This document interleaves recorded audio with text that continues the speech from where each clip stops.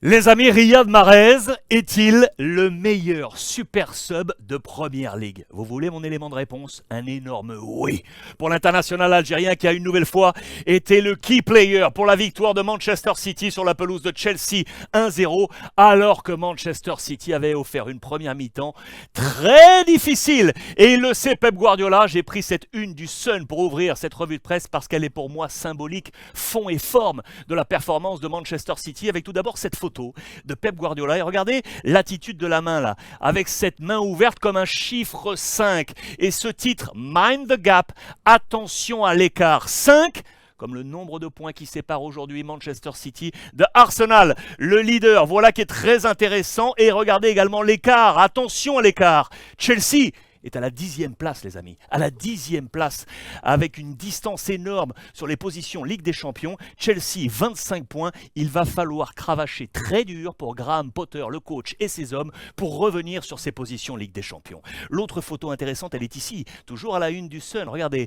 ils sont là, les super subs. Ils sont, parce que Grealish est également entré en jeu, et lui aussi a été décisif. Vous allez le voir dans les notes données par les confrères anglais. Il a pris une très très bonne note. Les jeux de mots, bien évidemment, à l'anglaise, c'est un très bon résultat. Mahrez, R-E-Z, pour le résultat de Manchester City, vous l'aurez compris. Riyad, R-I-Y-A-D. Regardez pour ce Ride on the Prize, là aussi jeu de mots, et le Mahrez, M-A-H, ajouté à Magic, pour la soirée magique de l'international algérien et de tout le banc, d'ailleurs, de Manchester City. Le banc en anglais, bench. Regardez la pression du banc qui vient renverser la tendance de cette rencontre. Le banc également exposé ici, là, dans les colonnes du Sun, vous le voyez, avec de nombreux chiffres apportés par les confrères. J'adore ces chiffres. On va s'y arrêter un instant. Tout d'abord, le chiffre 1, c'est négatif pour Chelsea. Une seule victoire, écoutez bien, une seule victoire sur les 8 derniers matchs de Première Ligue. C'est absolument incroyable. Deuxième chiffre, ici, comment le considérer? C'est absolument fou, c'est un record pour Haaland. Il a touché son premier ballon après 20 minutes et 46 secondes. Cela n'était jamais arrivé précédemment. Pour Haaland, c'était face à Bournemouth le 13 août après 17 minutes et 59 secondes. 20 minutes et 46 secondes. C'est absolument incroyable avant qu'il touche son premier ballon. Vous allez voir sa position moyenne sur le graphique tout à l'heure. Ça peut nous expliquer cette position, ce chiffre absolument fou. Et puis le dernier chiffre, il est là. C'est le chiffre 9. 9 buts inscrits par Riyad Mahrez au sortir du banc. Là aussi, c'est un record. Devant lui, il y a Dzeko avec 13 buts inscrits en Première Ligue, plus Sergio Agüero, ce sont les vieux, avec 12 buts inscrits. Mais si on considère l'arrivée de Mahrez en Première Ligue en 2018-2019, c'est un record. Personne n'a fait mieux en position de sub pour aller marquer 9 buts. Voilà des chiffres clés qui viennent donner encore un peu plus de relief à la victoire de Manchester City et au déboire de Chelsea, parce que je voulais qu'on revienne là-dessus. Regardez les photos choisies dans les colonnes du Daily Star. On sait que Chelsea souffre sur le plan de l'infirmerie, vous le savez, avec notamment Reece James. Juste avant ce match, Mason Mount. Et écoutez bien, après 5 minutes de jeu, lui qui voulait rejouer face à son ancienne équipe, Sterling, 5 minutes, eh bien il se blesse. 5 minutes et Sterling se blesse. Et quelques minutes après, Pulisic, 22e, se blesse également. Imaginez la difficulté pour Graham Potter pour sortir son équipe, alors qu'en première mi-temps, on avait tenu le coup. Mais vous l'aurez compris, les super subs ont sauvé City. Tout s'est passé du côté du plan de Pep Guardiola. On va s'attarder justement sur ce plan. Tout d'abord, Chelsea avec ses blessés. Regardez, c'était Kepa dans les buts.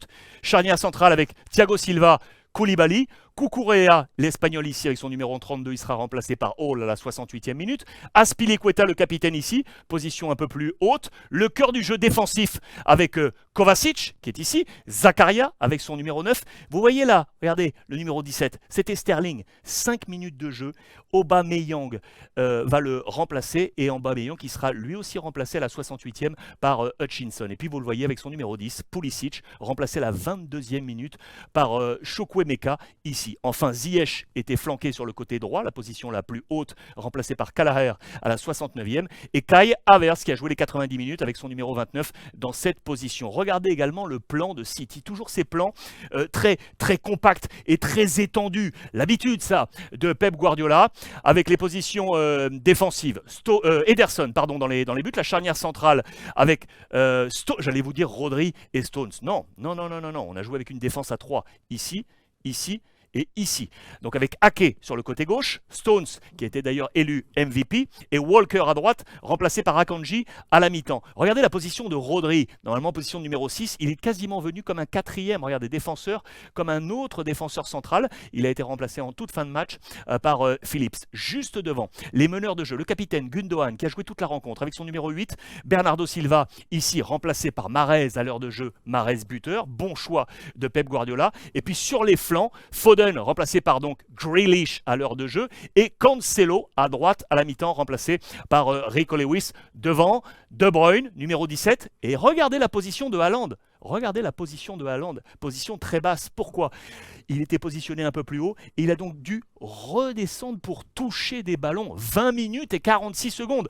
C'est absolument incroyable. Ces changements à l'heure de jeu et à la mi-temps ont fait basculer la rencontre après une première mi-temps très difficile, vous l'aurez compris, pour Manchester City. Quelques stats à vous montrer pour voir la pauvreté des tirs cadrés. On pouvait s'attendre à un grand spectacle, mais vous l'aurez compris, des blessures, des hommes muselés. On a dû attendre les super subs pour faire la différence. Regardez le nombre de tirs cadrés. 2 pour Chelsea, 3 seulement pour Manchester City. La possession légèrement à l'avantage des hommes de Pep Guardiola. Les meilleurs joueurs dans ce match, je vous l'ai dit, ça sera pour Man of the Match, pour l'ami John Stones, le défenseur central de Manchester City. Il a pris un excellent 8. Regardez l'ensemble des notes du côté de City également avec les remplaçants. La moins bonne, elle est pour Walker, avec un 5 ici. Ensuite, on a une pléiade de 7 du côté de Chelsea. Meilleure note pour Kovacic au milieu de terrain défensif. Il a pris un carton jaune comme Koulibaly. Il prend un très très bon 8. La moins bonne note, 5 pour Kepa, le gardien, et 5 pour Pulisic et le malheureux Sterling.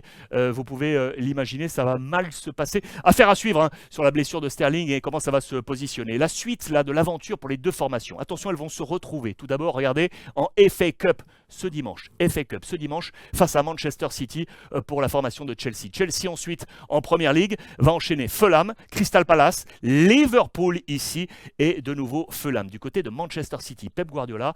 Donc je vous l'ai dit, FA Cup Chelsea. Ensuite il y aura la Carabao Cup face à Southampton et en Premier League Manchester United, Tottenham et Wolverhampton. Ces deux matchs vont être ultra importants pour revenir à la hauteur d'Arsenal, vous pouvez l'imaginer. En marge de la rencontre, en marge du sportif, vous montrez ça parce que ça va faire du bien à Chelsea. L'ami Benoît Badiachile, notre homme de Monaco, qui a donc rejoint, regardez, la formation des Blues. 38 millions d'euros, un contrat énorme jusqu'en 2030. Il a déjà joué 140 matchs, dont 117 titulaires avec l'AS Monaco. Ça nous permet ainsi de saluer toute la formation de l'ASM. Il est un pur produit de l'académie de l'AS Monaco. Je salue mon copain Marco Takar, d'ailleurs à distance, qui fait partie de l'ASM et qui vous propose tous les jours tous ces capsules vidéo au cœur de l'académie pour vous montrer la formation de l'AS Monaco. Regardez la petite photo de Benoît Badiachile lorsqu'il était arrivé en 2016. Lui et son numéro 5 sur le tweet officiel de l'AS Monaco pour saluer celui qui a été façonné sur le rocher, made in la diagonale du maillot de l'ASM.